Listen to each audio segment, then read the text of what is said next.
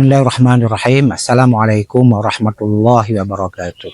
Alhamdulillah wahdah, sadaqa wa'adah wa nasara abdah. Wassalatu wassalamu ala rasulillah wa ala alihi wa sahbihi wa wala. La hawla wa la quwata illa billah. Allahumma salli wa sallim wa barik ala sayyidina Muhammad wa ala alihi wa sahbihi ajma'in, amma ba'd.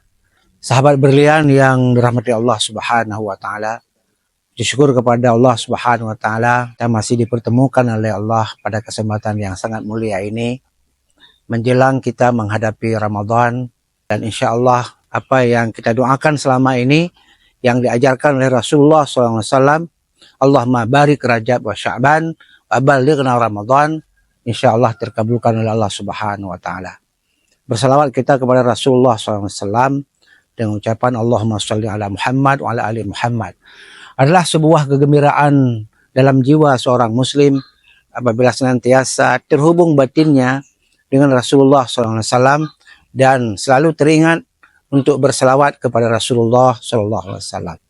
Sahabat berlian yang berda Allah Subhanahu wa taala, Rasulullah SAW telah mengajarkan kepada kita bagaimana kita menjaga diri kita menjelang Ramadan ini.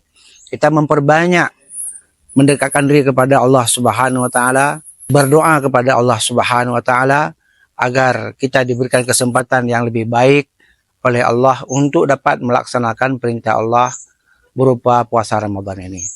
Maka Rasulullah bersabda, "Man fariha bidukhuli Ramadan haramallahu jasadahu 'alan niran." Man faraha, barang siapa yang gembira datangnya Ramadan, maka diharamkan baginya jasadnya dari api neraka.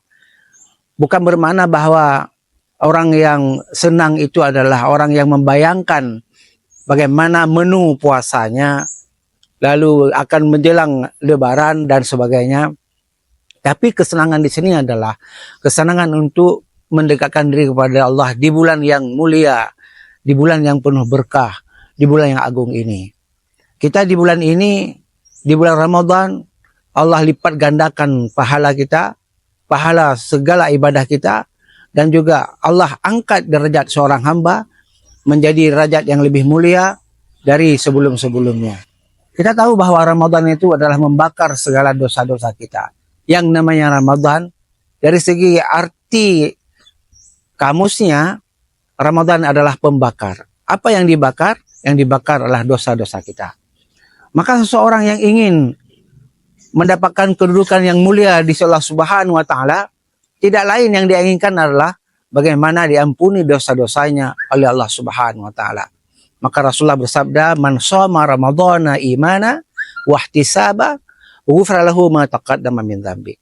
Sesiapa yang berpuasa di bulan Ramadan dengan penuh harap, penuh ikhlas dan harap kepada Allah Subhanahu wa taala, maka Allah ampunkan dosa-dosanya yang telah lalu. Inilah yang membuat kegembiraan kepada setiap muslim jika hendak bertemu dengan Ramadan. Maka tidak ada kata yang lebih pantas menunjukkan kegembiraan kita kecuali kita mengatakan kepada Ramadan, marhaban ya Ramadan, marhaban ya Ramadan. Seolah-olah kita menantikan kedatangannya. Walaupun misalnya kita tidak menantikan, misal kita duduk saja, tak menantikan, ia akan datang juga. Dia akan datang juga. Banyak orang yang tidak dipertemukan dengan Ramadan, tapi Ramadan tetap datang. Tapi dianya yang diambil oleh Allah, tidak bertemu lagi dengan Ramadan.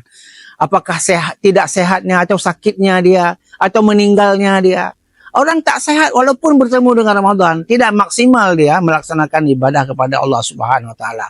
Al-Quran dia tidak bisa memaksimalkan ia baca. Salat juga dia nggak bisa maksimal melaksanakan ibadah salat karena lemahnya dan sebagainya. Puasa juga mungkin dia nggak berpuasa karena sakitnya. Dia bertemu dengan Ramadan. Jadi Ramadan tetap dia akan berjalan seiring dengan waktu berjalan, begitu pula Ramadan berjalan. Tapi manusianya tak semuanya dapat bertemu dengan Ramadan. Meninggal dia atau ada Ramadan dia nggak bisa memaksimalkan fungsi kehambaannya di bulan Ramadan itu.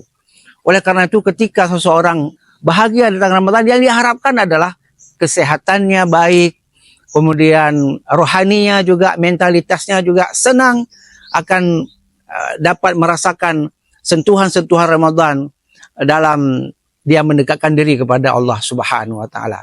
Oleh sebab itu, sahabat berlian yang dirahmati Allah Subhanahu wa taala, mari kita tebalkan iman kita, kita tingkatkan pengetahuan kita tentang salat, tentang puasa, dan juga tentang salat sunat dalam bulan Ramadan, sehingga betul-betul kata-kata marhaban ya Ramadan bukan hanya sebatas kata-kata seremonial, ya, marhaban ya Ramadan, marhaban ya Ramadan, bukan.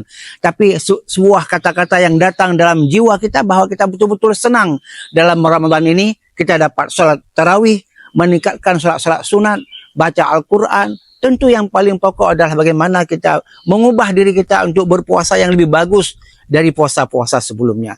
Mungkin puasa-puasa yang dulu hanya berorientasi untuk tahan lapar dan dahaga saja. Tapi puasa kali ini coba kita kontrol diri kita jauhkan hal-hal yang tercela dalam puasa, sehingga kita benar-benar dapat puasa yang lebih paripurna di usia kita yang terus bertambah. Semakin bagus bagusnya ibadah puasa kita, kualitas usia kita juga semakin bagus. Artinya saat usia kita bertambah, maunya puasa kita juga bertambah.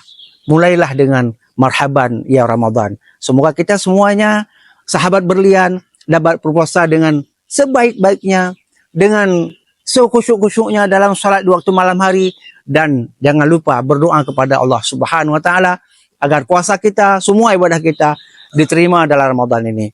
Demikian, terima kasih sahabat Ramadan semuanya. Semoga Allah Subhanahu wa taala berkahi kita dalam hidup kita, dan semoga Allah mengabulkan segala permintaan kita. Allahumma waffiq ila aqwamit thariq. Wassalamualaikum warahmatullahi wabarakatuh.